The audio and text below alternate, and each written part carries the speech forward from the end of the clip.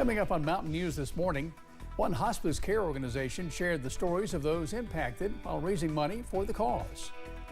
And one southern Kentucky city is deciding what to do with 4 teens who took a public school bus for a dangerous ride.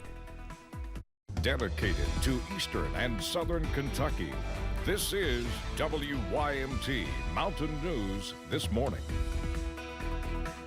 We're closing in on 6:32. It's Wednesday, the 12th of June. Jim Freeman along. Glad you're here. And it's Jim with Tim today. Let's check in about our weather with meteorologist Tim Drawbridge for a look at your first forecast. Hi, Tim. And a pleasure working with you this morning, Jim, as we check out the visibility down below. Hey, how to do it right. We've been doing it a lot the last couple of weeks with some locally dense fog. Visibility is dropping across eastern and southern Kentucky, now down to about a mile and a half at Harlan, a few hundred feet as you make your way back toward Williamsburg. Keep in mind, these are just the reporting stations, and you can see the update coming in from Ashland, less than 2 miles your way, and even less than that as you make your way over into central West Virginia.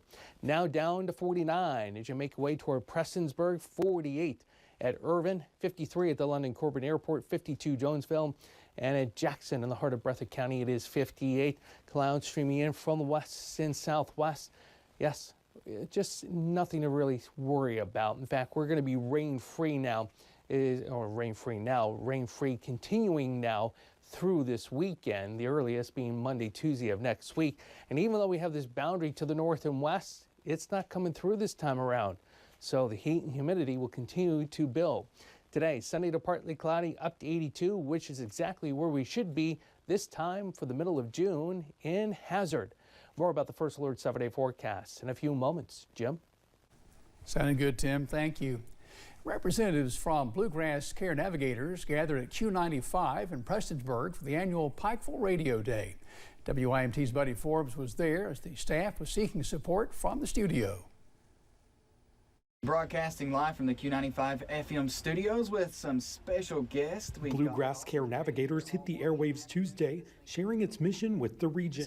Grief care service is a wonderful thing that we can do for the families that have also experienced grief, and it's a completely no cost to them through what we're doing today, and that's fundraising. The Pikeville Radio Day shared stories of services, support, and sponsors, hoping to bring in more money for the outreaches the organization provides. Camp Hope, that is for children and their families that have experienced grief and they're just needing some extra care from us. And then also another one of our programs is our Care for All Fund that we're here raising money for. That allows us to have money to care for patients beyond just their normal needs. While the event serves as a way to keep providing no-cost camps and programs to patients in need, it also serves as a way to address the stigma often associated with hospice care. People think that hospice is a scary, sad word, when in my point of view, hospice is so much hope. And you know, sometimes that hope is redefined.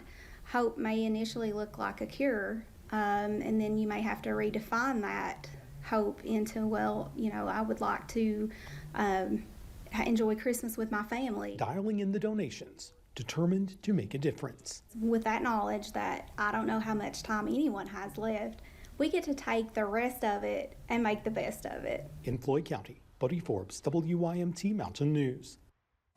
Thank you, Buddy. If you missed the radio day, you can still donate to the organization. There's a link found right now on our WYMT website. The Middlesboro Police Department is asking for your help identifying a suspect after the theft of a trailer from a church. Now, this is a picture of the person, and police say that they're also trying to figure out who the truck belongs to that's also in this picture. Police say that theft happened at New Heights Church. Anyone with information about the case is asked to contact the police department at 606-248-3636. One Southern Kentucky Police Department has found its next police chief. The Somerset mayor announced Major Josh Wesley as the new chief of police for the Somerset Police Department. Chief Wesley has been with the department for more than 18 years. He has served in a variety of roles, including as acting chief of police. 4 young people are in a lot of trouble today after police in Southern Kentucky say they somehow managed to get into 2 school buses and drove one of them to Lexington. It happened early yesterday morning in Knox County. WYMT's Phil Pendleton spoke to people in Barberville about what took place. This happened very early Monday morning. Police are telling us that 4 boys were able to get away from the Appalachian Children's Home. They made their way here to the Knox County Schools bus garage, got into one school bus, and then were able to also get into a second one. They were able to hotwire the first bus. They tried to drive it through the gate. They couldn't get through the gate. The gate was actually attached to the bus. They couldn't get the gate off the bus, so they parked it, went back to the bus lot, and got a second bus. That bus, they were able to drive all the way to Lexington before crashing it. Again, these kids were able to get away from the Appalachian Children's Home, which is nearby, and officials say they have a lot of questions over exactly how all of this was accomplished. And these juveniles just happened to jump over the fence and choose 2 of them for a joyride.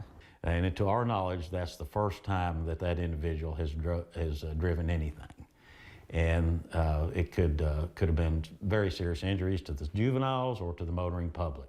I called the Appalachian Children's Home to try to get some answers. I was told they would have no comment. I asked them if they had an investigation underway, and again, they said no comment. In Knox County, Phil Pendleton, now back to you. Police continue to investigate a possible animal attack that led to a woman's death in Letcher County.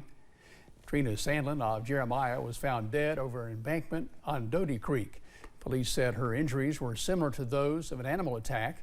Trooper Matt Gayhart says it is not common, but this has happened before in the region. Gayhart says community members should continue to stay aware of potentially dangerous animals. I would just encourage everybody, when you're outdoors, especially this time of year, to use caution, be aware of your surroundings. If you think you're in a bad spot or, you see any kind of activity from any type of animals that may seem aggressive in nature, make sure you seek shelter. Police have not said what type of animal they believe attacked Sandlin. No foul play is expected. Thanks for joining us.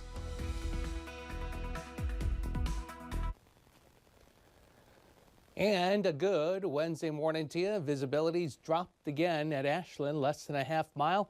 And as you make your way over toward Charleston in the heart of West Virginia, even less. A few hundred feet at Williamsburg and a mile and a half at Harlan as you leave Perry County and head down to the south. All right, 49 Prestonsburg, 48 Irvin, 48 at Williamsburg. The rest of us are in the 40s, and actually check that now. Grundy at 49. Clouds continue to stream in from the west, so we average out to being sunny to partly cloudy. This boundary to the north, not making it here this time. I hope you have enjoyed this relatively cool and extremely pleasant weather pattern in the last couple of weeks, because now the typical June weather is going to be setting in. Lots of sunshine this morning on the drive into work and school. Same deal on the way home, and a forecast high this afternoon, up to 82. I'll look ahead to the Father's Day weekend with your First Alert 7-day forecast in a few moments. Jim? Thanks, Tim. The time, 20 minutes before 7 o'clock. Still to come on Mountain News this morning. President Biden's son has now been convicted of multiple felonies. We'll take a look at what's to follow the historic verdict.